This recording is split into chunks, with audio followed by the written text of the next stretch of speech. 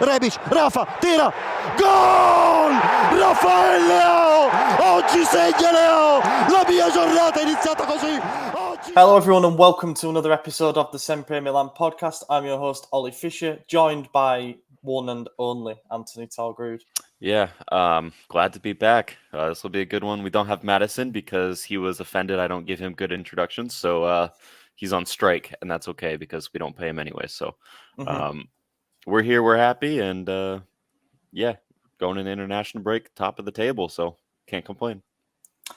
Yeah, do you know, it feels great. Now, call me a football purist, call me boring, call me old-fashioned, whatever you want, but I love clean sheets. I really, really love clean sheets. I love not letting in goals because then you're always giving yourself a fantastic chance of winning. I did not think after the Udinese and Salernitana game before that we had 4 clean sheets in a row in us. But that's what we're at the moment. We've stopped Inter scoring, we've stopped Napoli scoring, and then most recently Empoli. And on Saturday night, we went to relegation battling Cagliari and got a 1-0 win there as well. Do you know what? I don't mind games being boring at this stage of the season and there not being loads and loads of goals to talk about because, quite frankly, my heart can't take it. This one was not quite as straightforward as the Empoli one where we scored in the first half and then we're just hanging on. Like, we had to wait 60 minutes, but we got it done. Yeah, I hate these games. These are my least favorite type of games. Like, I will take a 4-2 win over a 1-0 every day of the week. For the exact reason you said you enjoy them. It's just, I am too stressed because of the Salernitana game, because of the Udinese games. I cannot go into like the 85th minute 1-0 up because you saw them hit the crossbar around that time mark anyways, and you're just like, here it comes. Like, this is it. We're about to concede, and it's too late to do anything about it. We never, I shouldn't say never, but recently we haven't been getting the second goal. And I made a tweet about it, and I was being funny, hyperbole, and this Allegri ball is giving me a heart attack. And a lot of people are like, it's not Allegri ball. We're pushing for the second. Like, I know. I'm just saying 1-0 is Allegri ball. That's all it was. It was just a joke. Yeah. But yeah, it's we need to start scoring more.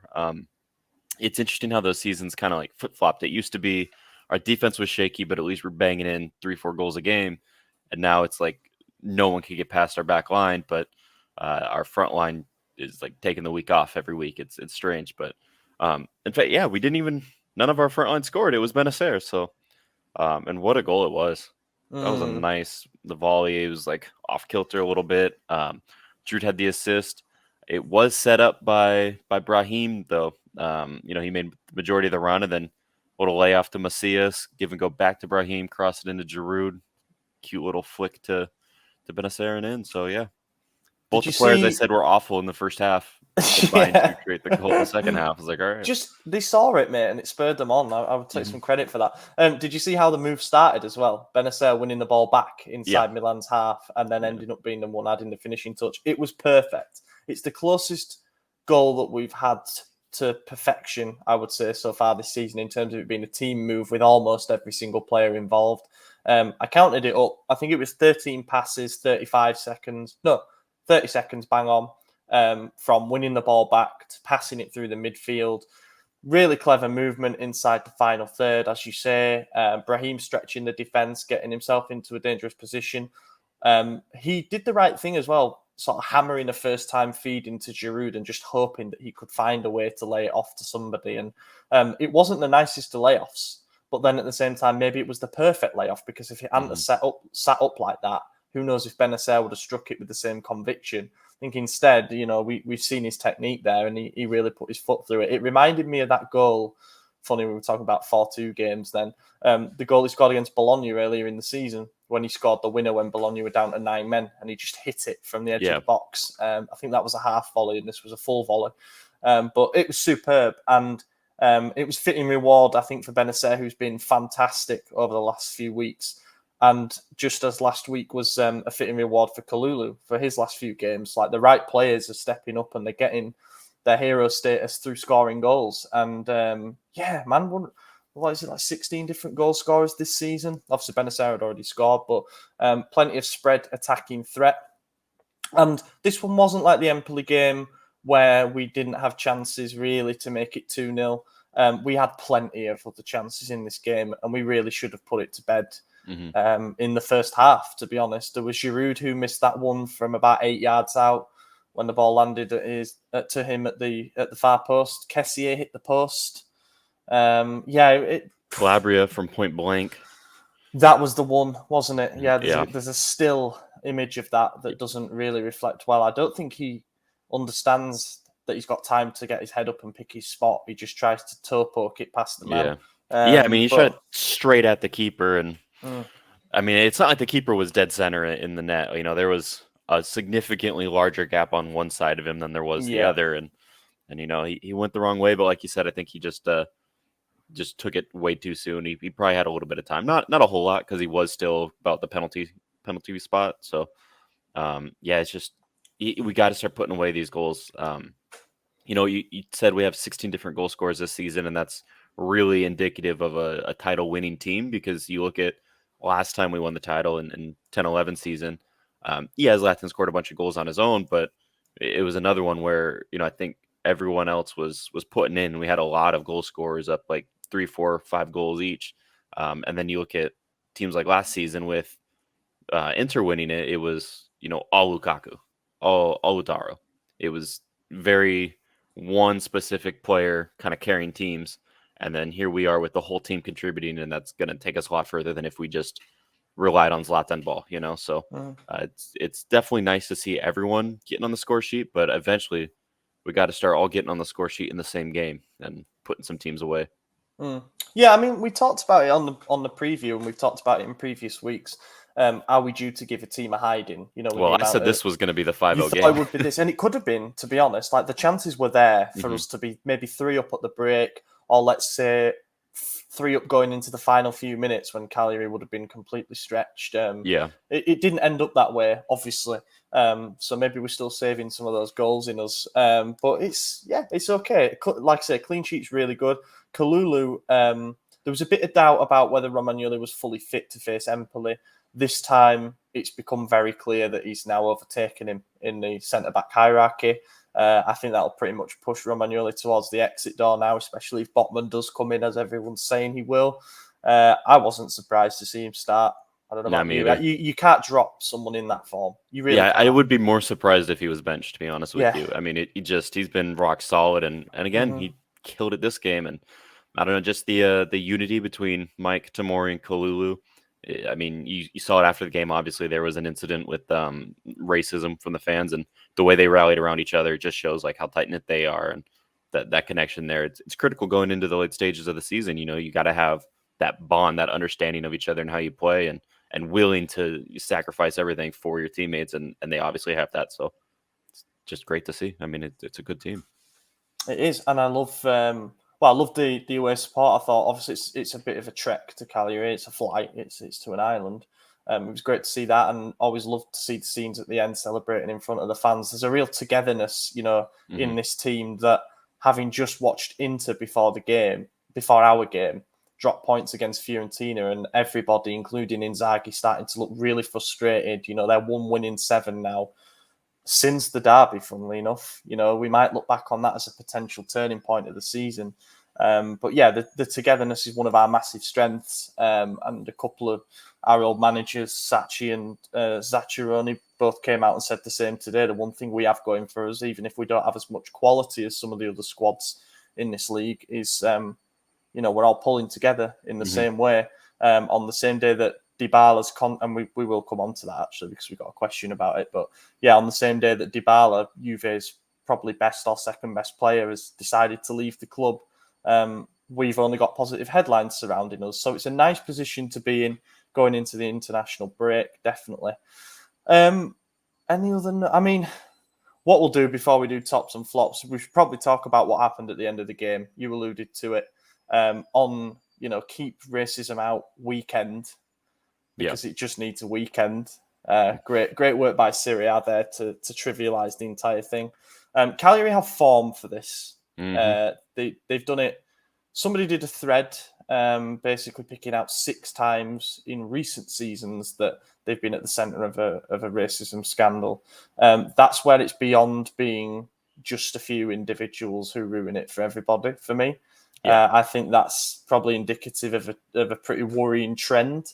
I'm not going to, go out there and say anything about the way that Sardinian people are or anything, because I'd just be racist myself to generalize, but it is a worry that things keep happening at that particular stadium. And it was sad as well, because I think the response on social media is always going to be very intense. You're going to get that. People saying kick them out of the league, enjoy Serie B, make them play behind closed doors and stuff like that. And those are all, very reasonable things to suggest when you're in the spur of the moment. And obviously we're going to back our boys, aren't we? Those are the ones who were the subject of all of this. But it's just like, when do we start actually seeing some action rather than just nice PR campaigns that are paid for by the league and stuff like that? It seems ridiculous to me that we're at a stage now where the fans, the culprits of it, have not yet been found. They've not yet been identified as of when we're recording. And how can that happen? Someone must have known it's who ridiculous. You got to know, and then they're banding together to protect it. And you saw some of the reaction from locals saying like, how can we condemn our whole fan base, blah, blah, blah. It's not all of us. It's like, well, how about you just say, look, it shouldn't have happened, and stand up for what's right and stop trying to protect yourself, save face, and be like, it's not me, there's other people in the crowd. It's like, well, then say like, these people in the crowd suck. And it's ridiculous that we can't find them, because we just got to put a little bit of effort. There's cameras in the stadium, like there's microphones in the stadium, there's people that know each other, there's witnesses. I'm sure they're shitty people, so they're probably laughing about it together. Like, there's ways to find out. And we can't just be having these don't do it campaigns. That doesn't affect anything. It's just, it looks nice on paper, and not Gesture even politics. that nice, really. It just kind of says, okay, we did it. And where we're at now, we see this every season. People just roll their eyes at it because they know the campaign's meaningless. It's performative. The league's not going to do anything. And I made a tweet about this right after, but you got to start punishing the clubs. And I don't mean behind closed doors, because then they all just take a vacation. They don't go to the stadium 1 week, they come back next week and do it again. Like, that does nothing. You got to actually hurt the club where it matters. You take points away, 3-point deduction, boom. Now guess what? Now they're policing each other. Hey, don't do it. We're fighting relegation. We can't afford to lose these 3 points. Like, just keep your mouth shut, because this happened after the game. It happened at full time. So they already knew the result. Like, they had nothing to lose. Yeah, there was nothing that was knock another 3 points off them, Exactly. and they are level with 18th in the table, and then it really hurts them. Mm-hmm. You're right. That is the way to promote self-policing, and that's the way it needs to be for me. But that's when you start coming into stuff, and this is not just Italian football; it's a societal issue. Not here to morally lecture anybody on how to behave, etc. But yeah, don't be racist. That would be a good start. Nor do we have a 10-point plan on how to fix racism. I don't think anybody really has the true answer to that, but there are certain things that can be done to deter.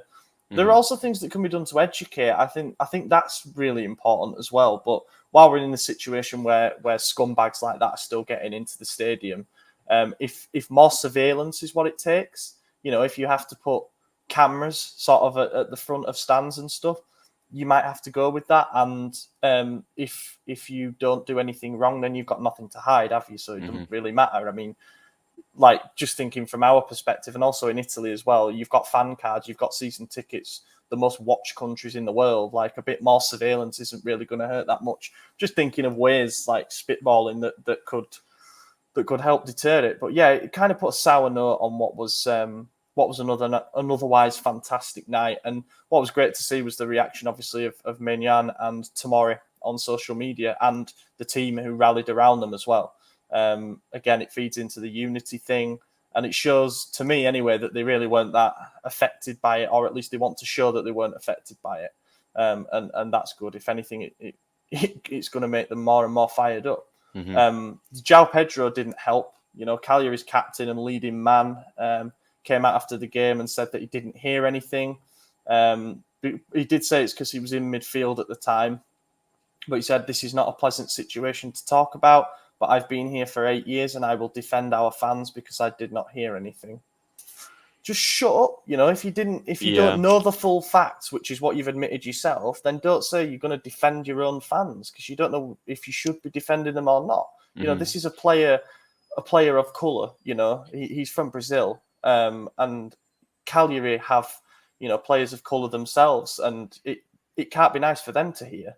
Yeah, because he says himself he's been there for eight years. Well, as we mentioned earlier, there was a threat of this happening multiple times over the last 6 seasons.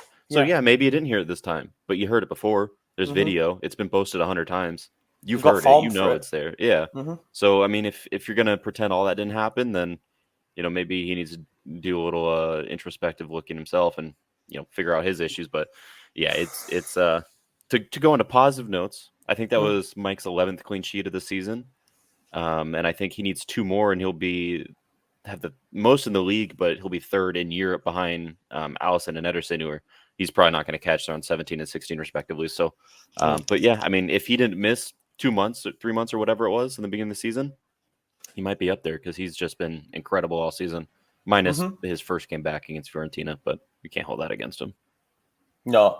Also, they say that your defending is what wins you championships, what wins you titles, and we have still conceded more than Napoli, but we've scored more than them, and we've actually got a worse defence than Inter too overall. But what matters is hitting a hot streak at the right time. And that run of 4 straight clean sheets can only be a good thing. You got to stick with that back 4, I think, for the rest of the season. Providing they're all available and not suspended or injured or whatever. But they're doing a good job. Tops and flops, I guess, isn't it? Yeah. Well, there must only be one top, really. I would actually argue there's a few, but go ahead. Yeah, you could definitely argue defensively we were pretty damn good, but just looking at the forward group there, Messias was frustrating again. He really was. I know you've ditched your pro agenda now because you've won. I don't have an anti-agenda. I just, no. I'm not gonna lie. Call a spade a spade, exactly. And ultimately, he was wasteful again. The thing, we know what we're getting with him as in terms of how he's going to try and get his end product. But the problem is at the moment, the decision making's not there. The shots just aren't falling for him. He's finding it tough, He's finding it tough, I think, to get back into that kind of form that was in when he scored those 5 goals in relatively quick succession. Brahim, I actually thought it was not as anonymous a performance from him as we've become accustomed to in recent weeks.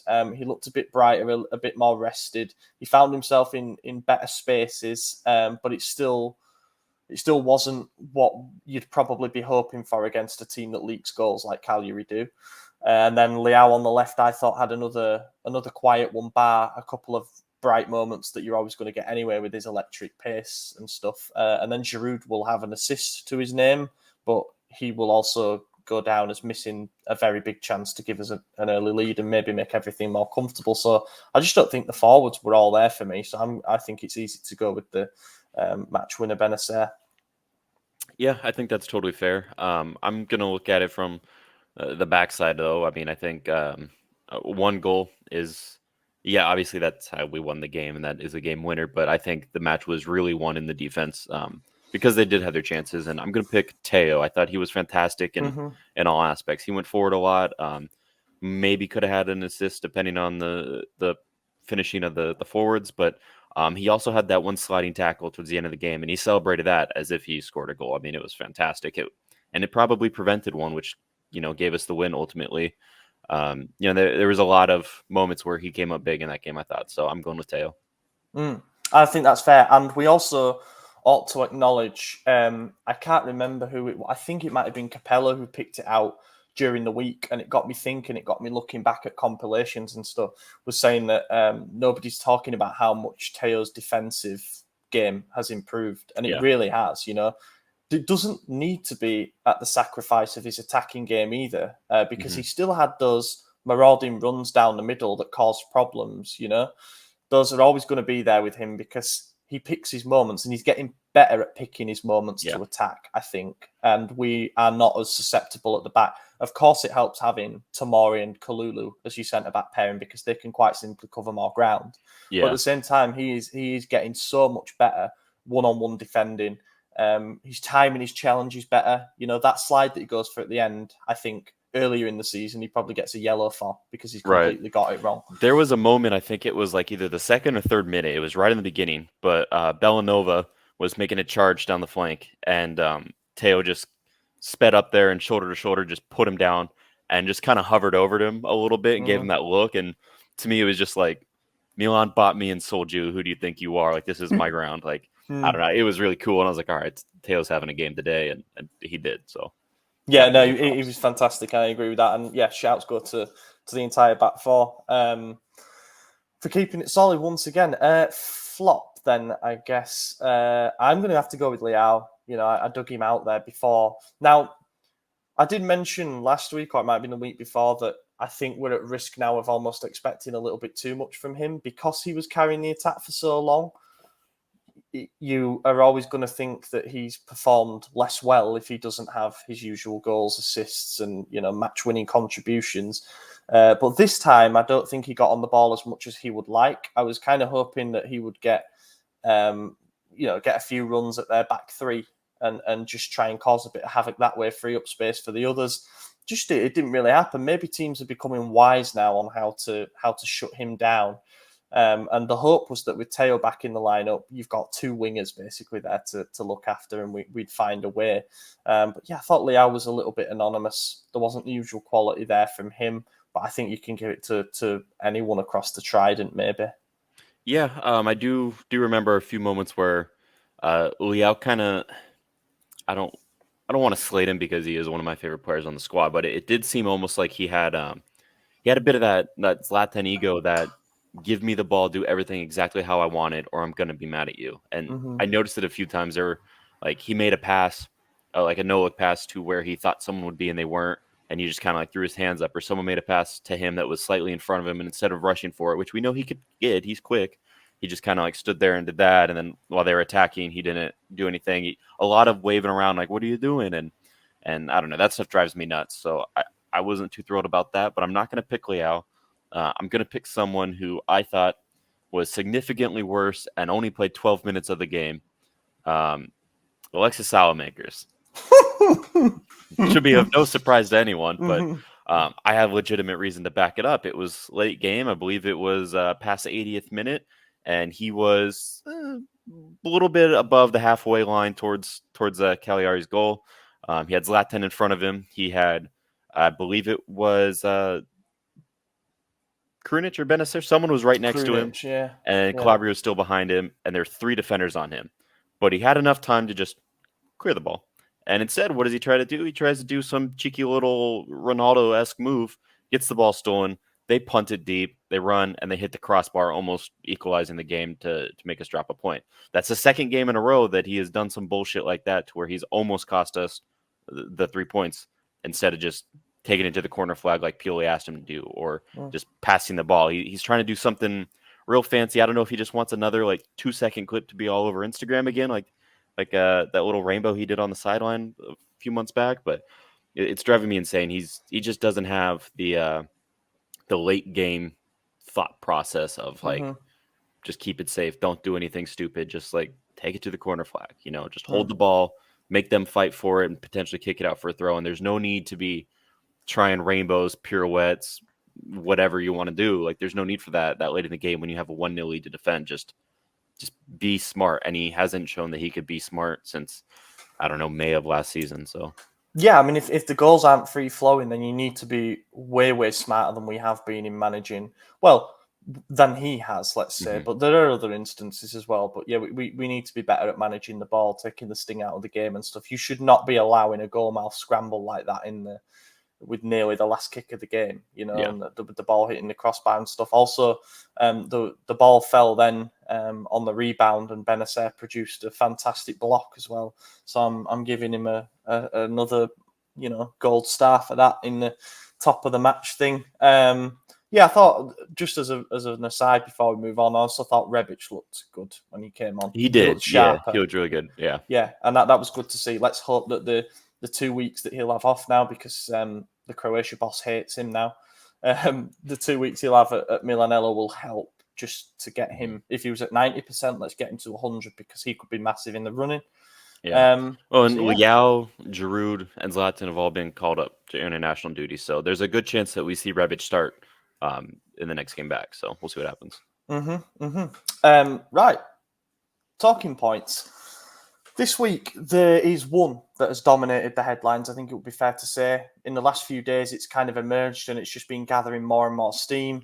Divock Origi looks like he's going to be our first signing of the summer. Well, obviously, we can't count Adley coming back from loan or anything like that. No. So, yeah, our first new signing of the summer will be Divock Origi from Liverpool. 26 years old, obviously a Belgium international. He's been at Liverpool for a few years now, obviously working under Jurgen Klopp. He only has 5 goals this season, but he's only played 530 minutes. So his goal average isn't that bad. And also one of those goals literally knocked us out of the Champions League. So he's proven that he can continually do it on the big occasions. He's scored important goals, scored in a Champions League final, scored a 95th minute winner in a Merseyside derby.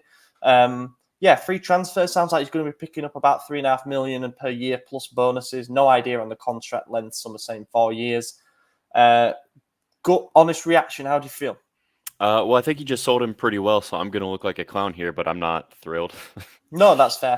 I've just never been, well, I don't want to say I've never been a fan, but since he's gone to Liverpool, I haven't felt like he's lived up to his potential. I don't even remember what club he was at before. Where was it? Was it PSV? I think it was Ghent, I want to say. Ghent? Yeah, maybe it was. I know it was one of those type of teams, and this is obviously no indication of any real-life sporting ability, but I remember whichever FIFA that was, like FIFA 14 or FIFA 15, oh, my bad.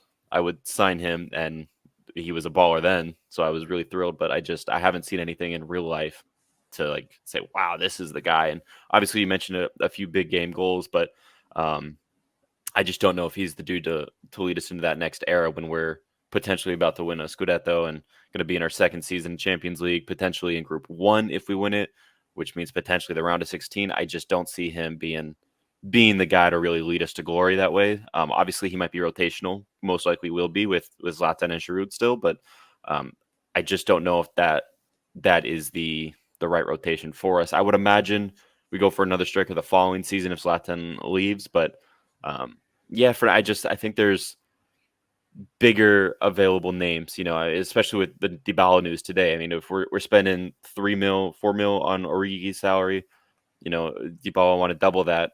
And we have Kessié leaving, we have Romagnoli leaving, we have Brahim on a loan we could cancel because he hasn't been well. There's Macias potentially leaving, like Samuel Castillo's leaving. There's money there, so maybe that would be a better spot to reinforce with someone who's obviously been dominant within our league for almost a decade now. It makes more sense to me to do that. Yeah, Origi was at Lille and then Liverpool. No, he was somewhere before Lille though. He was at one of those. He was at Genk. It was Genk, which is what I thought, and then he went to Lille. Yeah. He spent a couple of years with Lille, and then he went to Liverpool. So that Lille connection could be coming in handy again. Yeah. None of those players were there when he was. Yeah, no, that's fair. I think I'm more in favour of it than against it, which seems strange because. A lot of people are unconvinced about signing Belotti. And if anything, there are more reasons to be convinced about signing Belotti on a free than there are to be signing Origi on a free. His goal scoring too. And I don't like Belotti, but I think it makes more sense. But continue, sir. Yeah, no, it's funny to see people say that they're convinced by Origi that weren't convinced by Belotti. Just when you look at the raw numbers, double figures in goals for the last 5 seasons. I think it's 6 actually now for Belotti. Boyhood fan of the club, would come probably on cheaper wages, or it might be around the same. Italian striker as well, which helps our squad list, for UEFA competitions. Too. Yeah, there are just as many ticks for that. Origi's a couple of years younger. I think the reason that he just about edges it for me over Belotti is just his experience. He has been playing Champions League football for a few seasons now. He's worked under one of the best head coaches in the world. I'm not a massive Klopp fan as a bloke. I think he's really abrasive, but he's a bloody good football coach. And Liverpool play a pressing style. They play exciting stuff. We saw it in the 2 times that we've played them this season. And also, I think physically he's a better mould probably for us to have. He's bigger. He's more commanding. There's a bit of versatility there too, because if absolutely needed, he can play right wing. Who knows? That might become another string to our bow. I think it's going to happen. And because Belotti was on a plate and Origi is probably going to have competition, there's apparently a few clubs like Wolves and stuff in the Premier League who wanted him. And Belotti's begging to come to us. If the management have decided, no, we're going to fight for him, we're going to get Origi, then I trust them because I think they think he's a better fit for us. So I'm gonna go with it and say, obviously any player's welcome that the management have decided to sign, but I can put doubts to one side about how fit he's going to be given his little playing time. And just think, we're getting younger in a position where we need to get younger. Yeah, we're doing it without spending the transfer fee. And I do think that's kind of like the key point is, we got to trust the management. And I don't think they've steered us wrong outside of, I don't even know. When was the last bad transfer they made? I mean, I guess you could argue Ballatore and Bakayoko, but they're Ballatore and Bakayoko probably the only ones. But but one was a loan and one was 4 mil. Yeah, and Pellegrini. Yeah, but none of those were that consequential. Pellegrini never even played anyways. Whether he was going to be fit or not, he wasn't playing because Giroud is our top goal scorer, or is he now? I don't even know. Is Leao? Leao. Yeah. Leao. Yeah. Well, Giroud and Zlatan are like our second and third, and I think they're tied on goals.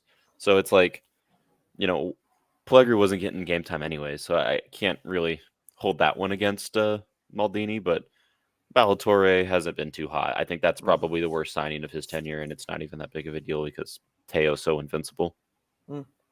Yeah, that, and also kind of like, the Florenzi deal, another loan deal, almost covers for it because he's stepped in and played left back relatively well. So it's almost like we had the cover there anyway. We'll see. We'll see how that goes. I mean, I have my own theory on how we're going to try and remodel the squad over the next couple of summers. I think that it's obvious that the investments this summer are going to be made on a centre back and a central midfielder because we need to replace Romagnoli, we need to replace Kessie, at least numerically. So I think Botman will be one of them. I think Renato Sanchez will be the other. Probably looking at 50 mil combined for those two. Botman maybe slightly more than Renato Sanchez. Or if it isn't either of those two, then there's still going to be a big investment made in those positions. And then I think our budget will be somewhere between 70 and 100 million. Now I know I think it's 85. I know it sounds like a broad ballpark, but you get a Scudetto bonus. So if we win that, would that go into the pot? You can sort of gamble on your Champions League future a little bit more as well, being pot one. So I think that the budget will be around that ballpark. And we know we need a striker. So maybe given that there are a couple of tempting free agent strikers on the market, and Ibra might be renewing for another year, and Giroud's 35, will be 36 next season, we can get that free agent signing now, and then we can use the remaining funds for a right winger, whoever that may be. I'm still hoping that Ziyech or something might be. Well, and remember, we saw Lingard leaving Casa Milan, his entourage. And I wouldn't be shocked. I mean, that's another guy who could play attacking mid or winger, And I think he'd do really well in Syria. I think he'd kill it, dude. I hope that happens. And the fact he's hanging out with Zlatan, I mean, obviously they're former teammates, but it's not like they're anywhere near close in age. They're probably not friends. They're probably not texting each other every day. So I would imagine, that was a part of the whole, like, come on, man, like let's work a deal here. I think Zlatan is a big ambassador for that. Obviously Maldini is as well, but I think the idea of having Maldini call you and offering you a job, and then a guy like Zlatan saying like, "Yes, I want you to play with me," that's enticing for any player in the world.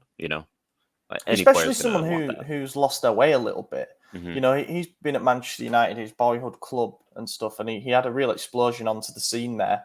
Then he had a period where he felt unwanted. He went to West Ham and killed it. And I think he wanted to leave last summer.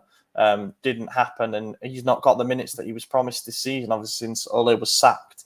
And now he just needs that arm around the shoulder again to say, look, you've still got plenty of good years in you. Look at Tammy. Look at Tomori.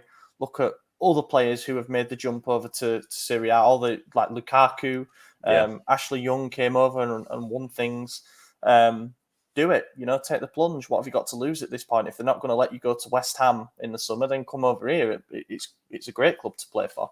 So yeah, I think watch that front as well. But I just wondered if we're reserving like not quite a big, like a decent portion of the budget for a right winger, let's say. Berardi keeps being mentioned. No doubt there'll be other wingers that are thrown into the hat. And then let's say we have another good season next season. We get the Champions League money. We have a similar budget to spend.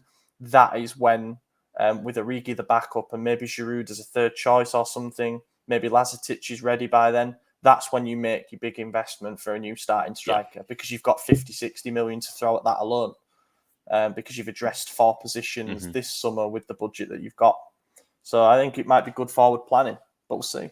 And that's about it, really, in terms of talking points. There's not been many other links. Leao's renewal should be moving along pretty soon, which is good. There were rumours last week that PSG are willing to pay 70 million for him. I'm not exactly sure why they need a left winger, to be totally honest with you. They've got a pretty good one. Neymar's not bad. But yeah, sounds like neither player nor club are interested. Sporting CP, Sporting Lisbon, whatever, the legal case should be resolved this week, and then we can get pen on paper. That's pretty good, and that might be and I think that's just about done, if not already done. The Leao renewal, and then Bennacer is supposedly done as well. And Kalulu should be doubling his wages, which is good to know. Just extending by a year, but he's bloody earned it, man. Deserved. This is what I like. I like the proactivity of it because there was a good report today, and I'll read out the figures because some people might not have seen this, but it was in Gazzetta, basically comparing our total wage bill as a gross figure to the other teams in Italy and Europe. So out of the top 4 in Italy, we're on 100 million total for the squad. Napoli 110, Inter 130, Juve 172. In 2018-19, our wage bill was 150 mil. So we've trimmed that, by a third.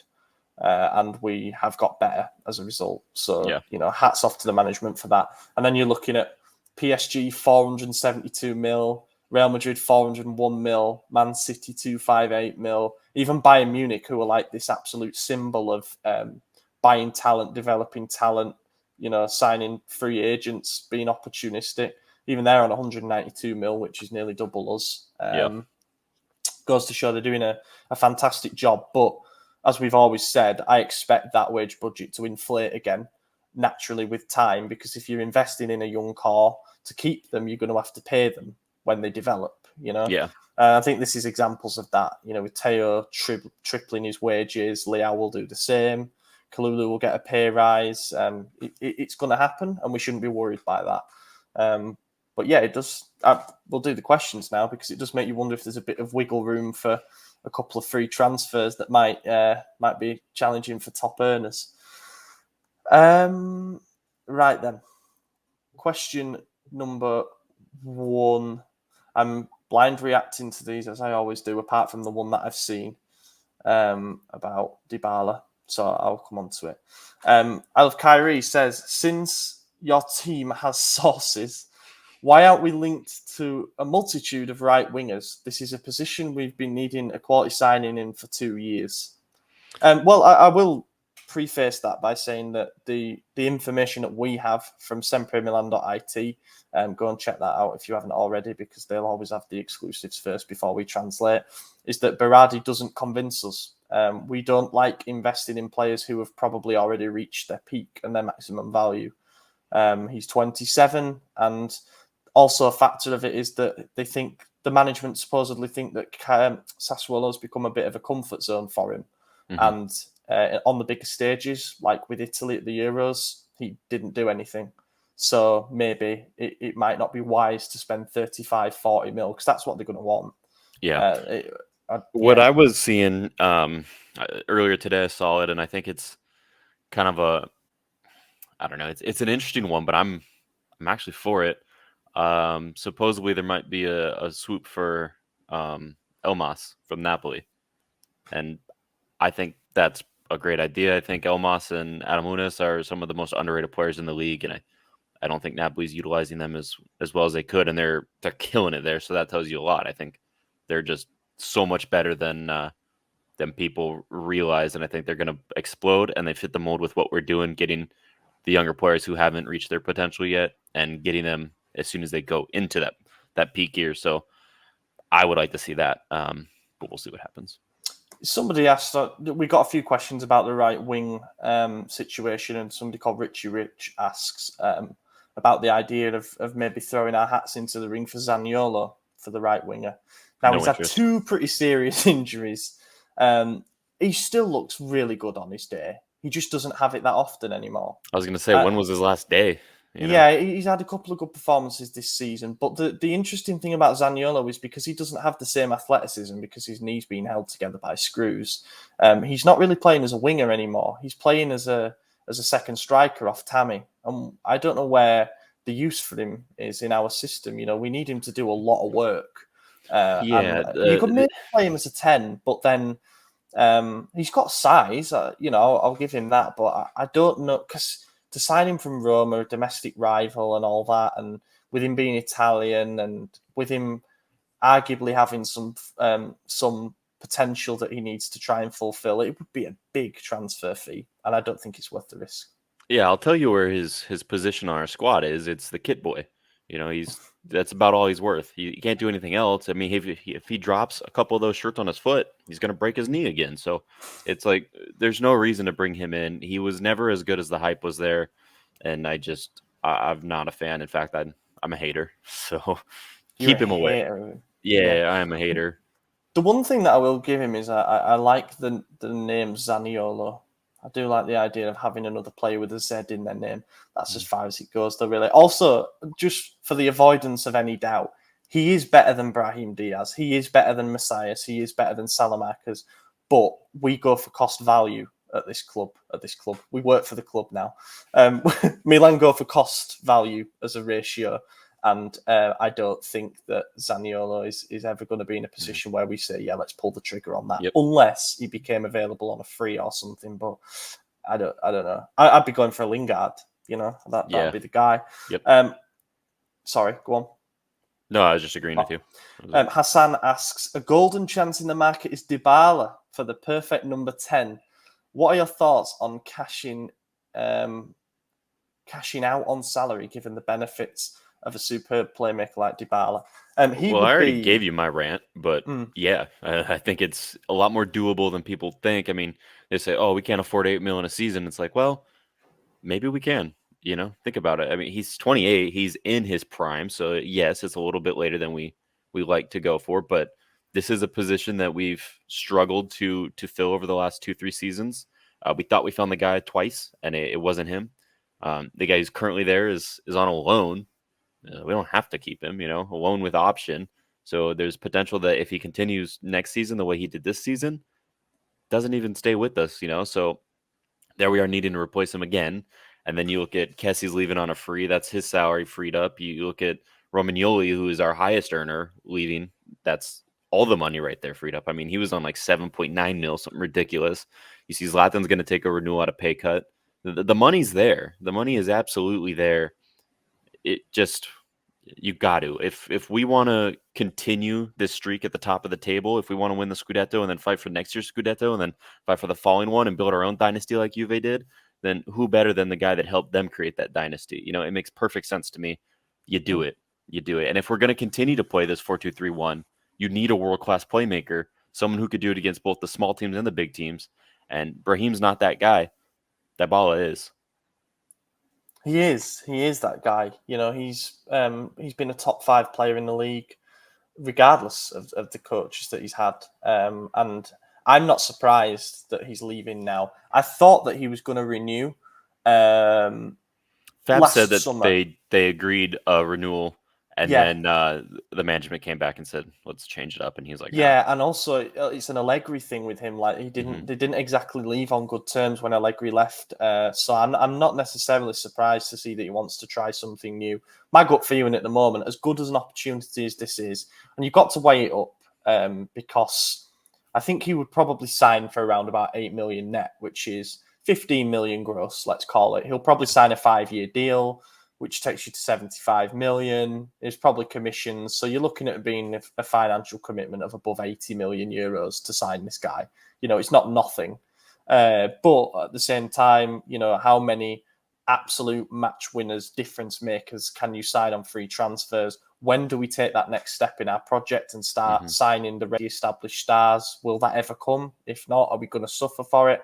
My gut feeling is that he's not walking away from just Juve by not signing this deal. Obviously, it's reduced terms and stuff, but I think he's walking away from the league. I don't see him playing for another team in Serie A.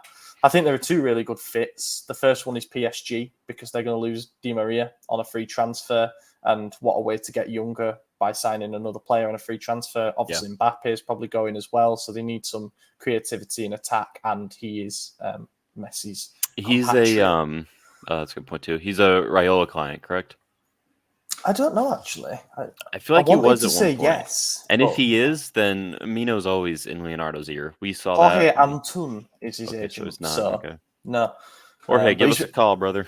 But another one who, you look at the Atangana Kessie thing, this will probably be his big client, and he'll want to make that commission because this is his big move at 28. So we aren't the kind of club that gets into these sweepstakes. It would be nice to see it because, oh my God, imagine how gassed we'd be to get him. And the other fit that I see, I don't think he goes to the Premier League. The other fit was Atletico Madrid, and they're apparently interested in him.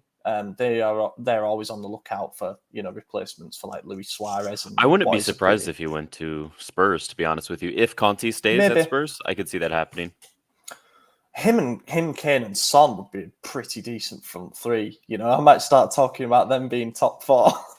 That's as far as it goes. That's a title charge, I think. That's crazy. Maybe. That would be interesting to see.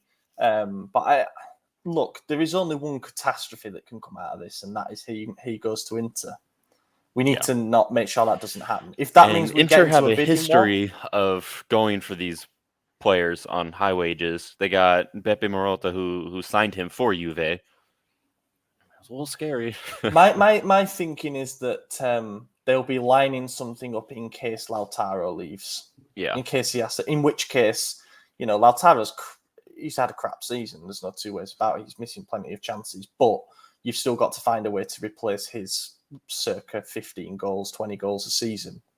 Is Dybala that guy in that Inter team? Maybe. I just don't see Dybala working under Inzaghi. I don't know why. I don't see it happening. Like I think Juve would offer more rather than let him walk to one of their biggest rivals. But I don't know. If I'm proven wrong on that, then I'll be upset. Next Q. Can we do the double? There was a bit of a chat that we had in our group chat about what we should prioritise, if we even can prioritise at this point, because we're literally one game away from a cup final.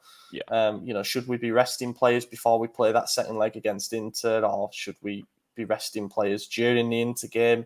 I still think the answer is let's see where we are when we get to that second leg. If we've got like a 5-point cushion or something daft, then go for it. Why not? Well, I think no matter what, we're going to push to make it to the final. It's 0-0. We're going into the away leg, right? We are the away team for the second. Yeah, I mean, everything's in our favor. We need a scoring draw to make it through. It's a derby. It's a semifinal derby. We potentially are taking the Scudetto off them. We are going to push so fucking hard for this thing. Like, I just... Prioritizing it, probably not the smartest. Are we going to do it anyways? Absolutely. You never go into a derby with the mentality like this game doesn't matter. You're going to win it. You're going to do your best to win it. And if we make it to the final, why would you not try to win a final, So I think we're going to go all the way. Also, this squad have proven that they can play 2 games a week, without much They rotation. almost do better They should. than 2 games a week. They should be doing that, And if this team does feed off adrenaline and does feed off the pressure situations, like we've produced statement results against Inter and Napoli recently, and who knows, there might be more yet to come. Like we've got Atalanta in those final 5 games. It's our last home game of the season. Then it might be good just to keep the train rolling and just keep so they don't have much time to think about the games. Just keep playing the same team that's doing well. But I don't know where we're going to be. That's the thing with having 7 weeks between the legs. Could be a weird situation where we're like 3rd in Serie A come the second leg. unlikely, but you just never know, do you? Yeah. But you've always got to try and win every game you're in, and that second leg derby could have also title ramifications, as weird as it sounds, because we could be level on points with Inter or something, and that gives either team the spur to get over the line then. Yeah. So yeah, I don't know, man. We'll see where we're at with that one, but you've got to try and win it. You've got to try and beat Inter in any game. I think that's it. That's it, mate. Sums it up. Yeah, we've got no games, obviously, to preview with the international break. 13 players of ours have gone away. Zlatan's already with Sweden, despite the fact he can't even play in their first game because he's suspended. That seems a bit strange to me. I'd have just given him a couple of days off. They're in a playoff as well, so he might not even get to play, if you get knocked out. So yeah, there are plenty of players in international duty, an article on our website about that. As I say, check out SempreMilan.it as well. Plenty of exclusives on there, which we'll then translate and stuff, but you might be able to do it yourself. And I think that's it. Yeah, cheers for joining, mate. I've been your host, Ollie Fisher. You can find me on Twitter at Ollie Fisher. AJ, you can sign off now. Yep. Toward 40. I did a Maddie every week. It's so hard because it flips, but yeah, my name's right below. You can see it. And follow me there if you'd like. And I'll probably say something dumb. That's what we do for like 50 minutes on here anyway. Yeah. Also, if you follow Maddie, go and unfollow him. Just see if he notices that he's had like a load of unfollowers. Why not? We're feeling nasty. But yeah, thank you for watching, everybody. We will catch you in a week's time. Eccolo Ante in area di rigore, Ante, Ibra, gol! Vediamo se è buono, ce lo dà buono, ce lo dà buono, ce lo dà buono.